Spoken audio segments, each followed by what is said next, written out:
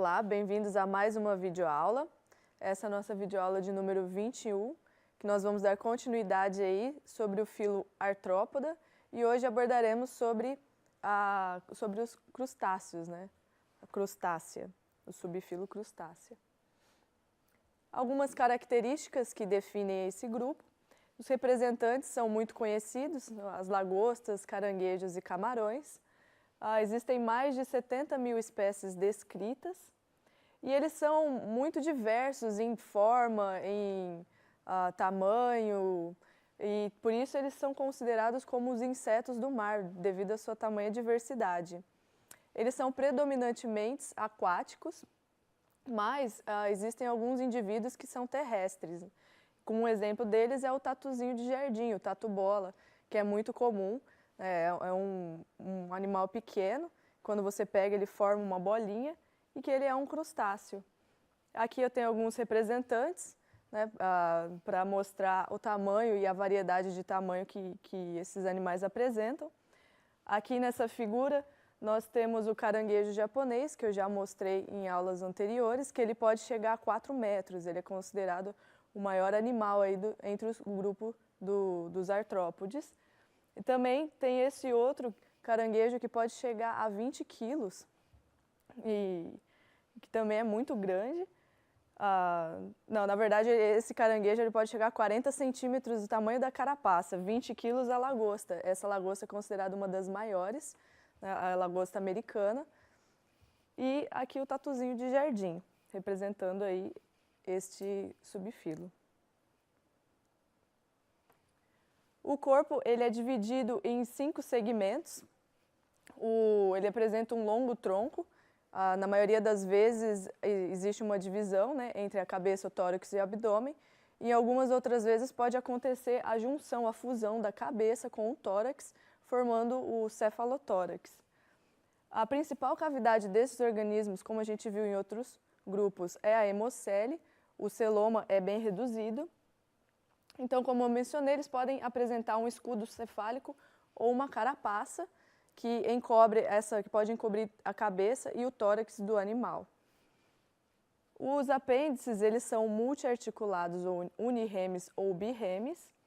Eles apresentam 2 pares de antenas, que essa é a principal característica que define esse grupo, a presença de 2 pares de antenas. Também podem apresentar mandíbulas com apêndices multiarticulados. As trocas gasosas, elas são realizadas em sua maioria por difusão através das brânquias. Eles apresentam óleos simples e óleos compostos, a maioria dos grupos, e o trato digestivo é completo e apresenta aí os secos gástricos. A maioria deles é dioica, alguns indivíduos podem apresentar o desenvolvimento direto ou o indireto, e a forma larval do desenvolvimento direto é chamado de larva náuplio.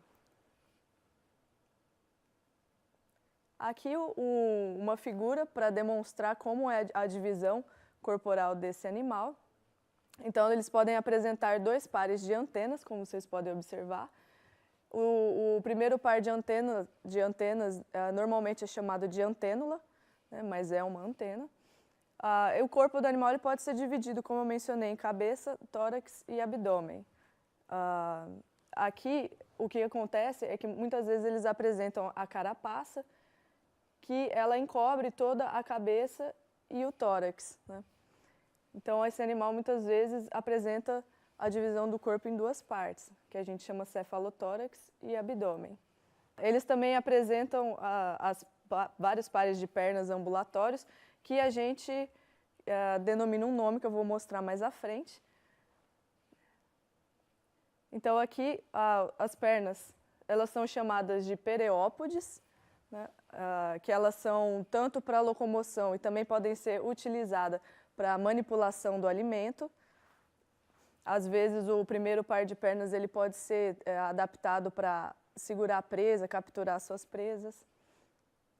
E eles também apresentam pares de apêndices que são utilizados para a natação desses animais. E também as fêmeas, esses pares de apêndices natatórios, eles podem auxiliar aí as fêmeas para carregar os seus ovos. E, além disso, esses apêndices eles podem funcionar, auxiliar aí nas trocas gasosas desse animal.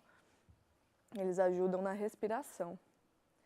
E existem duas estruturas, como vocês podem observar, que é o telson e o urópode. Né? Essas duas estruturas, elas formam um remo e elas auxiliam na natação desses animais. E os crustáceos, eles apresentam uma cutícula que ela é composta, além de quitina, por principalmente deposição de carbonato de cálcio, que vai auxiliar aí na proteção desse animal, né, contra possível predação, né? Ele torna essa cutícula mais endurecida.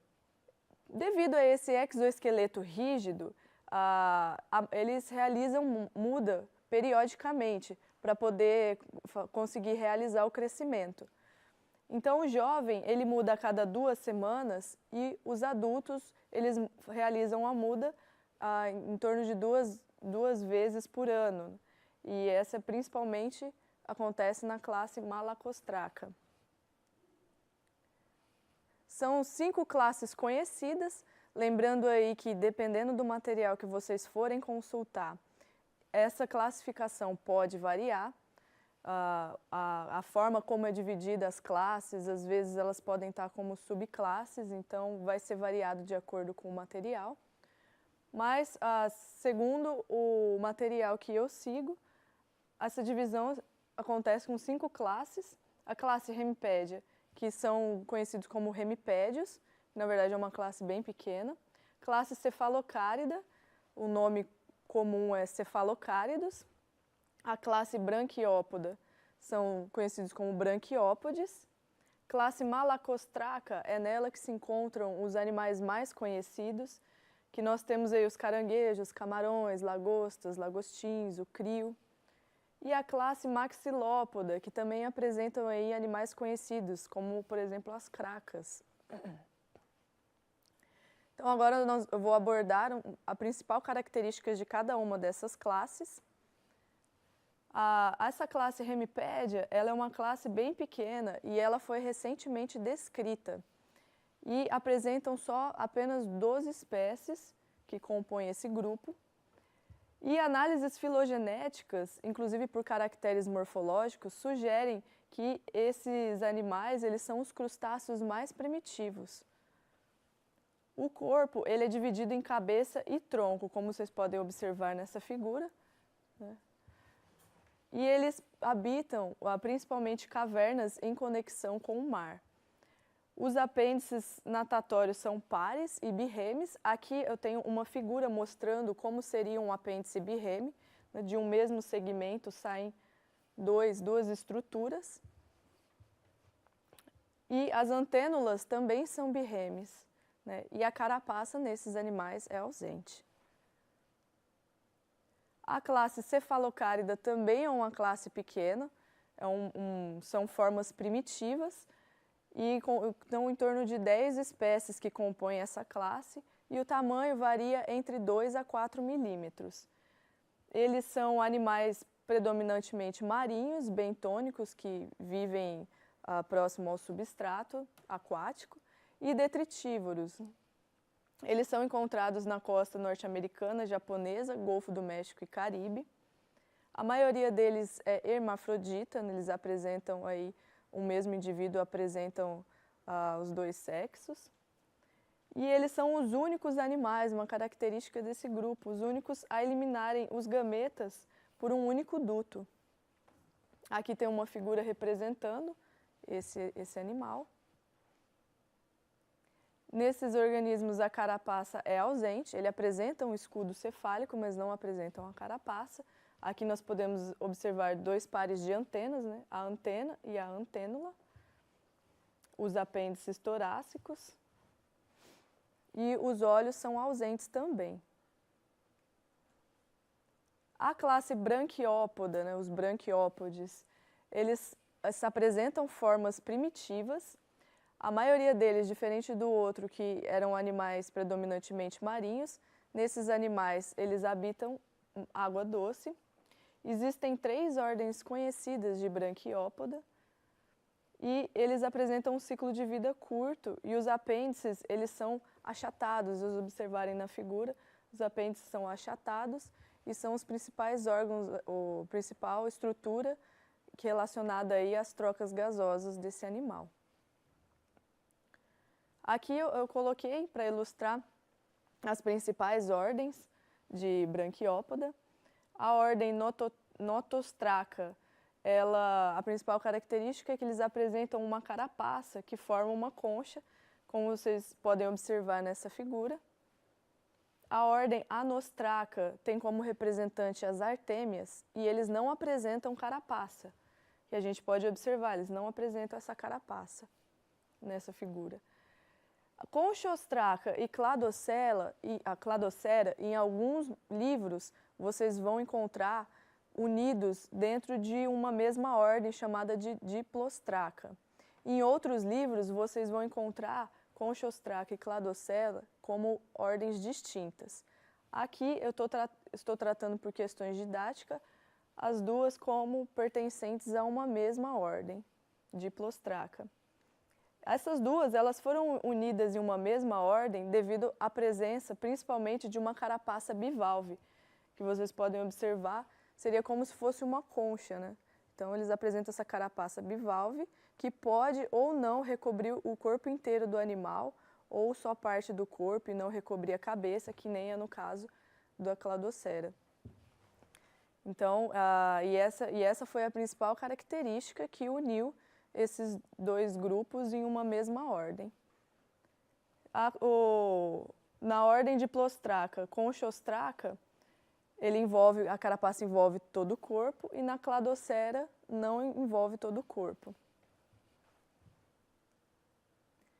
E a classe Maxilópoda, que tem representante aí as famosas cracas, que eu coloquei as figuras para representar aí para vocês. Então, é um grupo maior, que existem aí mais de 26.000 espécies. E essa carapaça, ela pode estar presente e também pode estar reduzida. Eles podem apresentar o abdômen reduzido. Eles são crustáceos pequenos, em sua maioria são pequenos, as cracas são uma exceção, porque elas têm tamanhos variados. E com relação à classe Malacostraca, que é aí a maior classe e que representam os animais mais conhecidos, que são os caranguejos, camarões, tatu-bola. Eles representam aí mais de 40.000 espécies. E todos os segmentos, o corpo desse animal é dividido em segmentos, e todos os segmentos eles têm apêndices. E a carapaça, ela cobre a cabeça, parte da cabeça ou todo o tórax. Eles são divididos em duas subclasses, Filocárida e Eumalacostraca, que nessa subclasse Eumalacostraca que estão inseridos todos os animais mais conhecidos, né? Com relação a essa subclasse Eumalacostraca, que eu vou abordar um pouco mais sobre ela, ela é subdividida em superclasse, superordem, apresenta uma subdivisão de extrema complexidade. Então, para facilitar, eu não vou mencionar qual subclasse, subordem, infraordem pertence cada um dos grupos que eu vou abordar, por uma questão para simplificar para vocês também. Mas, então, eu vou abordar essas principais ordens, que são as ordens dos animais mais conhecidos, né? A ordem do crio, do camarão, do tatuzinho de jardim, falar rapidamente sobre as principais características que englobam essa ordem, mas vocês saibam que essas três ordens estão dentro da mesma subclasse, só que entre subclasse e ordem existem várias classificações até se chegar à ordem, né? Então, muitas vezes pode acontecer de essas ordens estarem em superclasses diferentes, em superordens, mas eu não vou abordar isso. Falar sobre a ordem isópoda que tem como representante o tatuzinho de jardim, o tatu-bola. É nessa ordem que se encontram os animais terrestres, né, os únicos crustáceos terrestres. Bom, a carapaça nesses animais ela é ausente e a importância desse grupo está relacionada principalmente na agricultura.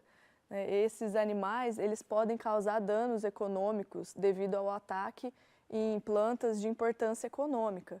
Eles podem tanto cortar os ramos quanto se alimentar das raízes das plantas.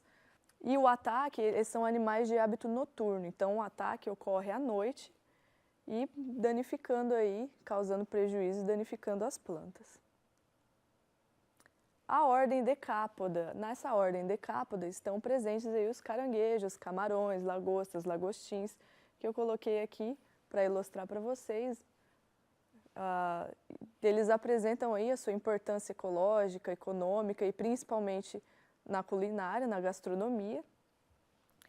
A carapaça desses animais, ela é fundida, né, e ela recobre todos os segmentos torácicos.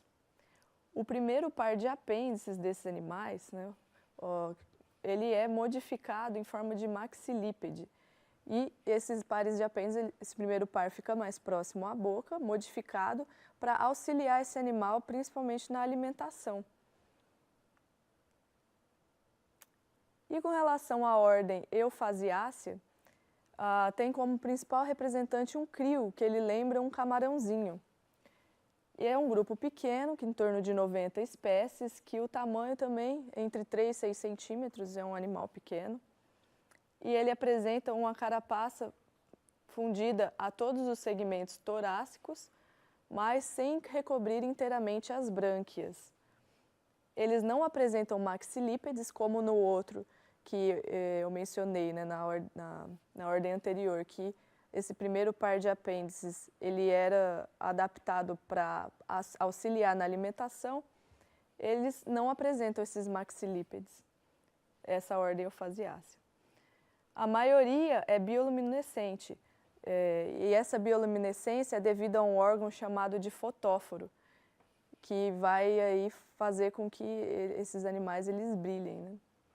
E esses animais eles têm uma importância ecológica porque eles são o principal alimento das baleias.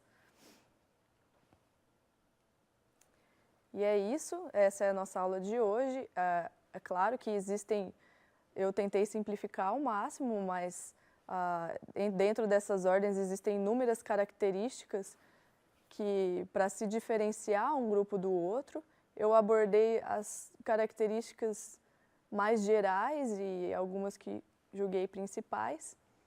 E é isso, bons estudos a todos e até a próxima aula.